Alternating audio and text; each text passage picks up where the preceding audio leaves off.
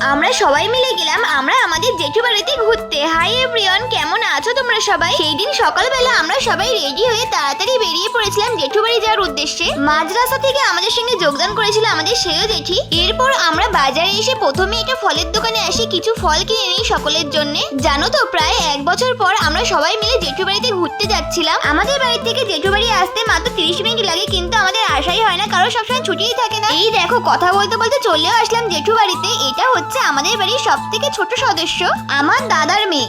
এইটুকু সময়ের মধ্যে আমাদেরকে অনেক রকম খেলা দেখিয়েছে ও। এই দেখো, এখানে না আমার জেঠি বলছিল দাদাকে এটা আমার বাবা। এই কথা শুনে ও নিজের বাবার কোলের থেকে নামছিলই না। তারপরে দেখো আমাদের সবার সঙ্গে কথা বলছিল, খেলছিল। এর কিছুক্ষণ পরেই আমরা সবাই খাওয়া দাওয়া করে নিই। তারপরে বিকেলবেলা আমরা সবাই অনেক গল্প করেছিলাম। তারপরে ভাই আমাদের সবাইকে কামরাঙা ফেলে দিয়েছিল। এই দেখো কত বড় চালতা গাছ, এখান থেকে জেঠি সকলের জন্য চালতা পেরে দিয়েছিল। তারপর আমাদের বাড়িতে আস্তে আস্তে সন্ধে হয়ে যায়। আজকে তাহলে আসি, দেখা হচ্ছে পরের ভিডিওতে। বাই।